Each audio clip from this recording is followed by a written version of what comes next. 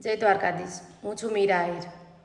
આજનો એક અનુભવ તમને જણાવવો છે, તેમજ આ વસ્તુનો જવાબ પણ જોઈએ છે, કારણ કે આ જવાબ છે ને એ સામાન્ય માણસ સાથે જોડાયેલો છે। સિવિલ હોસ્પિટલમાં ઇમરજન્સીમાં મારા ભાઈને લઈ ગયા। 45 થી 50 મિનિટ અમે લોકોએ ત્યાં આટા માર્યા, કોઈ કેસ ના લખ્યો। પછી એના પછી એટલો મિનિટ આટા માર્યા પછી માણસ એમ કહી દે કે અમે અમારો ટાઈમ થઈ ગયો જમવાનો, 2 વાગી ગયા છે, હવે અમે આમને ન લઈ જઈએ, અમારો બ્રેક છે, આવો જવાબ મળે અમને।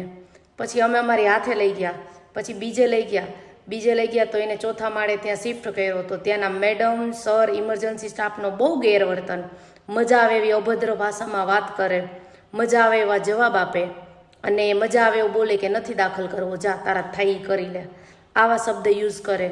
તો આ વસ્તુમાં જવાબદાર કોણ? રાજકોટ સિવિલ હોસ્પિટલ જે છે એનું આ જ કામ છે? આવા સ્ટાફ સામાન્ય માણસ સાથે આવું વર્તન કરે તો શું આ ક્યાં સુધી વ્યાજબી છે? નોર્મલ પબ્લિક માટે ક્યાં સુધી આ બધું થશે? આજે હું અમારા ઉપર છે, કાલ તમારા ઉપર આવશે, બધાય ઉપર આવશે, ત્યારે કોણ જવાબ દેશે? અભદ્ર ભાષામાં વાત કરવી, મજા આવે એવું બોલવું, નિરાતે કામ કરવું, તો તમે પબ્લિકની સેવા માટે છો કે શેના માટે છો? કોઈ જવાબ આપશે મને આનો?